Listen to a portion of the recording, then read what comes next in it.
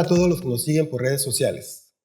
El día de hoy tengo el honor de platicar con una de las juezas a nivel nacional que yo más admiro, la magistrada Paula María García Villegas Sánchez Cordero.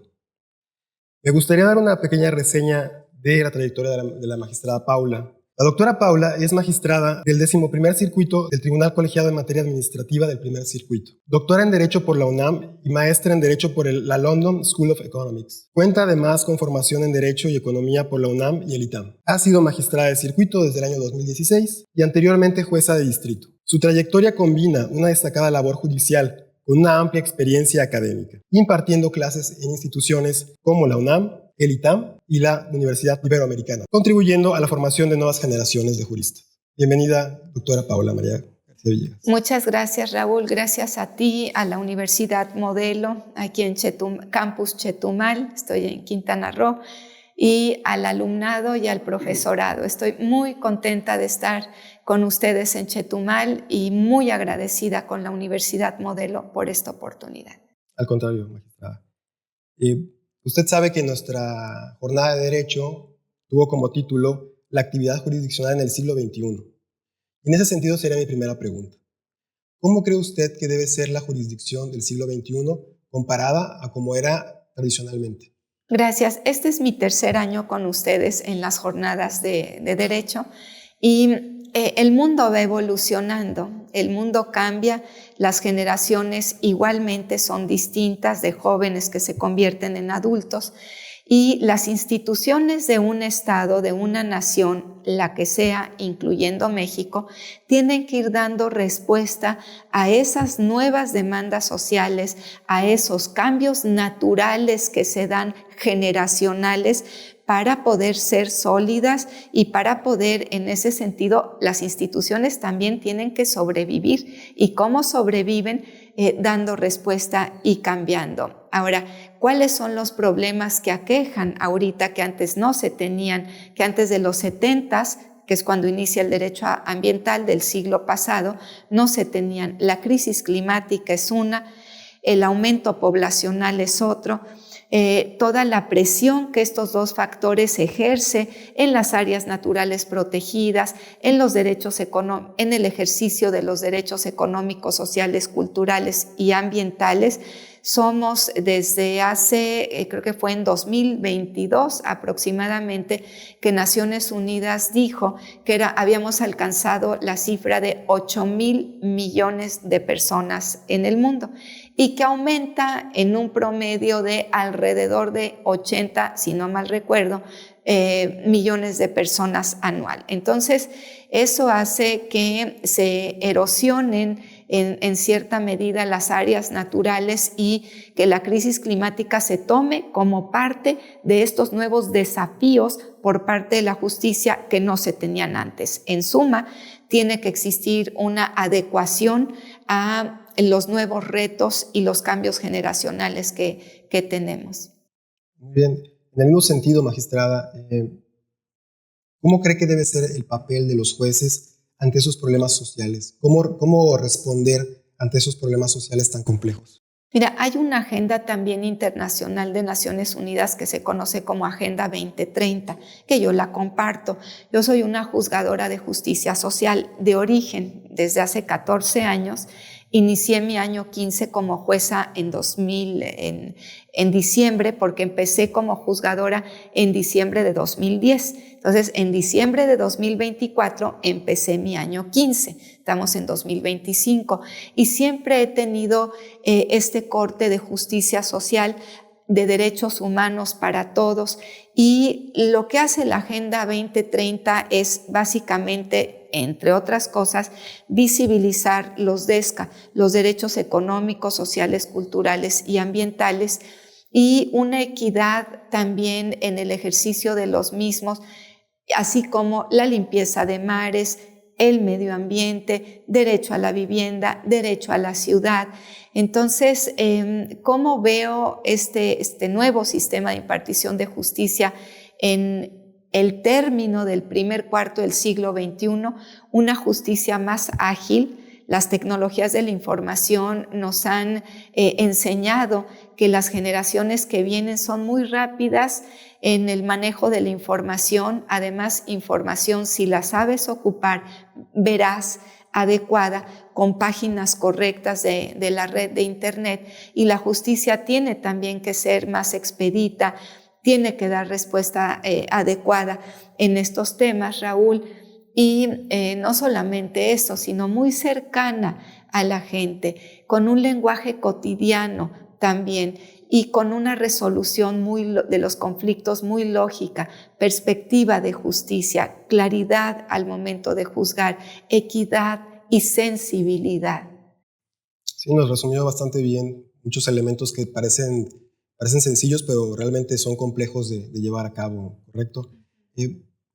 Acaba de mencionar el tema de algunos estándares de carácter internacional.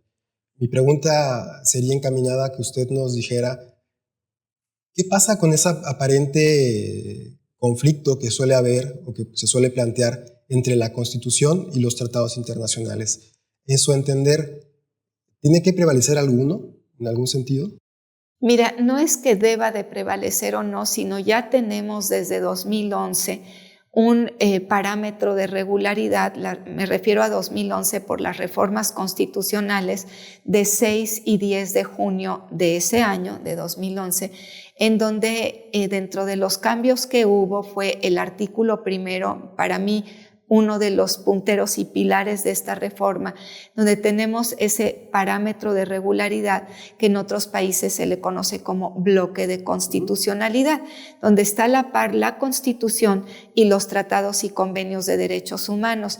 En ese sentido, no puede haber un conflicto entre los derechos humanos, los derechos fundamentales que están a rango constitucional y los derechos humanos que están a rango convencional en estos tratados y convenios internacionales en los que México es parte y México se ha comprometido a acatarlos. Entonces, es muy claro que para mí no hay alguna que elijo si el tratado y convenio internacional o la Constitución, porque además hay un principio pro persona. Y si llegara a haber en su caso ¿qué significa el principio pro persona? Que aplicas la ley más benéfica para la persona justiciable. Yo no veo conflicto en ese sentido. Además, después de las reformas de 2011, se empezó a modificar también la Constitución, particularmente el artículo 4, para contemplar los derechos humanos de los tratados y convenios internacionales de corte social. Justo mi pregunta iba en ese sentido. Creo que ya me la respondió, pero me gustaría precisar entonces. Está hablando de que no debería haber un conflicto realmente entre el principio pro persona y las llamadas restricciones expresas en la Constitución. ¿Qué me podría decir de esto? Mira, sería adelantar criterio. En ese sentido me tendría que llegar un caso. Yo en este momento no me puedo pronunciar. Lo que sí te puedo decir es qué ha hecho la Corte en el pasado. Llegó el asunto expediente que se llamó Expediente Varios 912-2010 y una contradicción de tesis que creo que fue la 293/2011 por ahí, en donde determinó que las restricciones constitucionales debían de prevalecer sobre los tratados y convenios internacionales. En principio te puedo responder que la jurisprudencia de la Corte se tiene que acatar el precedente dentro del mismo órgano jurisdiccional. Sin embargo, tenemos ese criterio, se dictó estaba el cambio entre la 9ª y la 10ª época.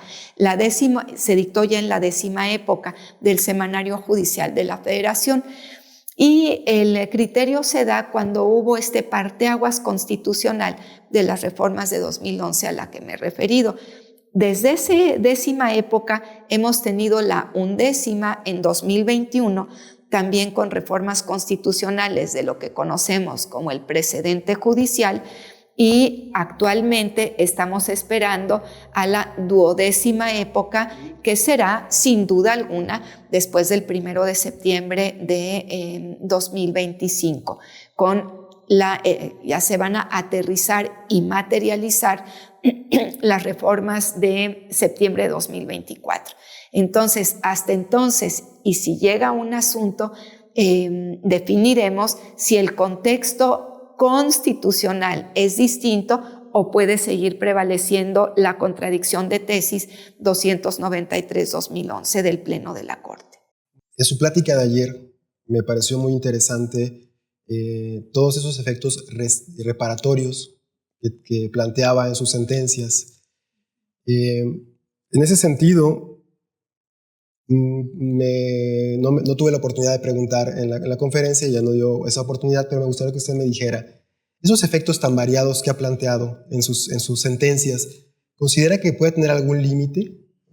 ¿Puede haber algún límite de esos efectos? Sí, claro que sí, el límite es presupuestal, normalmente. Ese es el tema porque no hay recursos suficientes.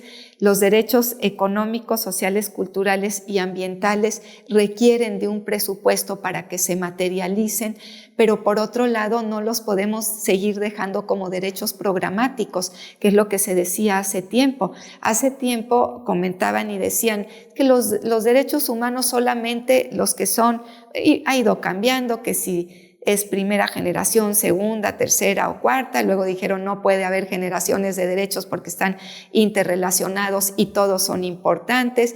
En otra época consideraron que había solamente los derechos de libertad eran los que se podían judicializar y que los DESCA, los derechos económicos, sociales, culturales y ambientales, no, por cuestión de presupuesto, eran derechos programáticos. Yo creo que todos tienen que tener la posibilidad de judicializarse, estoy convencida de eso.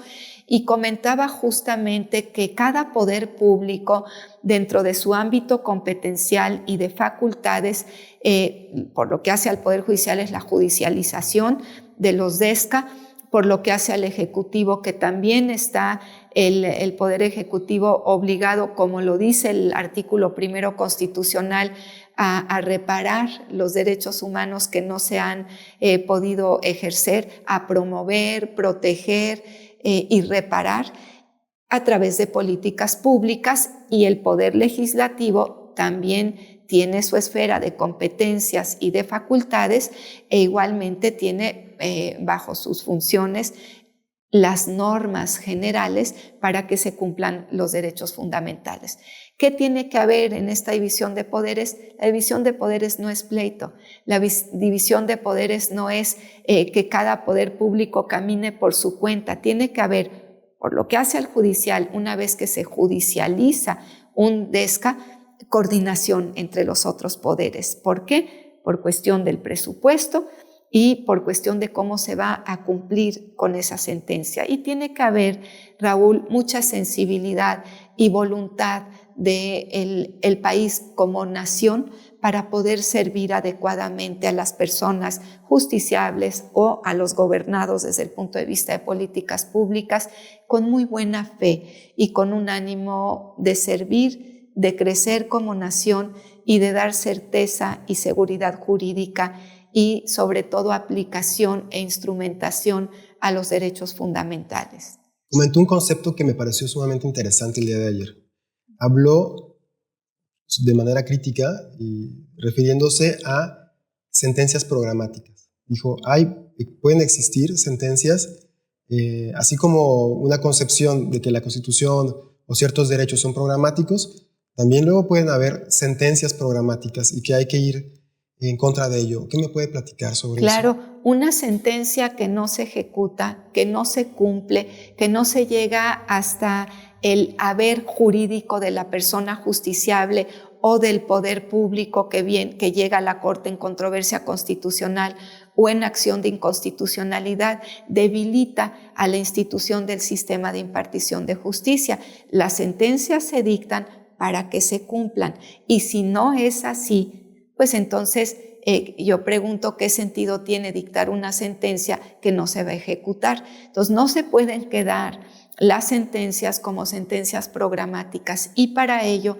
tiene que haber una relación de cordialidad con los otros poderes públicos para que puedan llegar a buen término. ¿En cuáles, por ejemplo, ha sucedido esto? Pues muchas sentencias ambientales, el caso de las trabajadoras del hogar en donde se determinó que estuvieran inscritas en el IMSS, pues ha sido básicamente una sentencia programática que me preocupa. Entonces, y te digo, las cuestiones ambientales, eso es lo que pienso que con el principio de legalidad, con el nuevo contexto del siglo XXI, concluido el primer cuarto, tenemos que darnos cuenta las autoridades de todos los poderes públicos. Me gustaría que nos platicara un poco sobre los casos que ha tenido en su tribunal, bueno, de juzgadora, de jueza de distrito. Una de las cosas por las que se le suele conocer es por sus innovadoras sentencias. ¿Me podría contar algunas que Sí, considere que sean relevantes? Son muchísimas las que he emitido, todas han tenido un tinte protector de derechos humanos y veo la justicia muy distinto, muy en forma atípica y adelantada a mi tiempo. Yo empatizo muy rápido con el dolor humano y trato de ver esas asimetrías y literalmente entregarme a la persona justiciable como parte de mi trabajo, porque así lo debo de hacer y porque para eso estoy.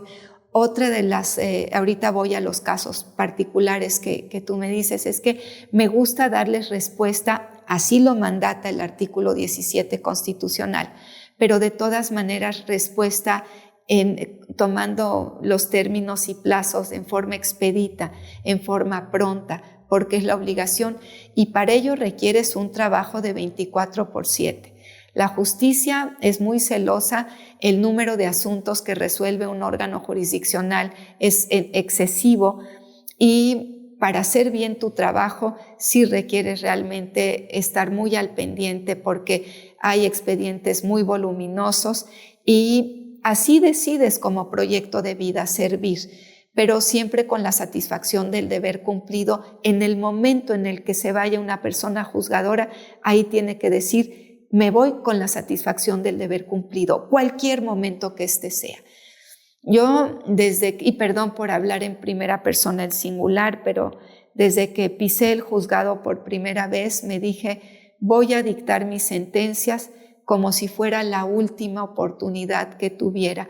Por eso es que me dices, te conocen como una jueza garantista, progresista, atípica en su momento y adelantada a su época, porque siempre me fijé más allá.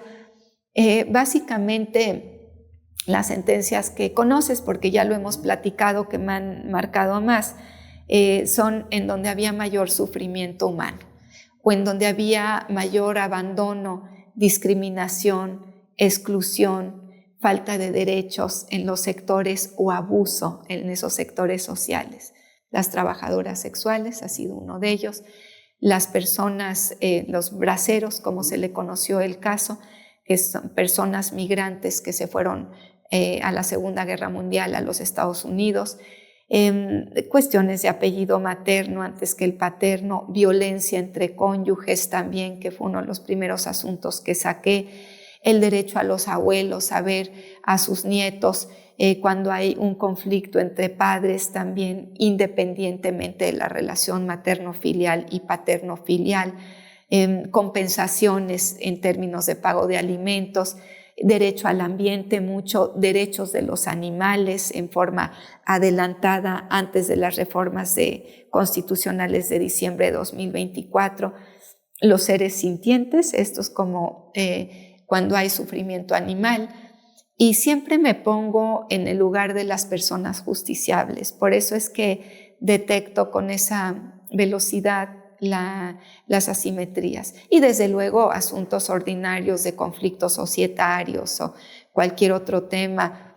En la pandemia también oficiosamente por el COVID reduje por causa fortuita y de fuerza mayor arrendamientos inmobiliarios, quedaron sin empleo, quedaron sin ingresos. Hay que encontrar la norma para poder hacer justicia, pero primero detectas la justicia y luego encuentras la norma. Si haces eso, las sentencias son como las he emitido y como me conocen a mí en el foro, lo sabes, Raúl. Por eso estoy aquí en los foros académicos, porque me hacen favor de invitar, porque conocen las sentencias que dicto. Así es, magistrada. ¿Cuál cree que sean los retos, cuáles serían los retos o los grandes retos que va a enfrentar la jurisdicción en los siguientes años? Mira, primero con la reforma constitucional lo que tenemos que hacer es de septiembre de 2024 es darnos cuenta las personas juzgadoras de la responsabilidad histórica que tenemos para dar esa respuesta que se solicitaba por parte de la justicia. Si no, no hubiera habido reforma. Si las cosas hubieran funcionado en términos de cercanía a las personas justiciables, de sensibilidad al momento de resolver los asuntos, de que exista credibilidad de las instituciones de impartición de justicia, pues no hubiera habido reforma.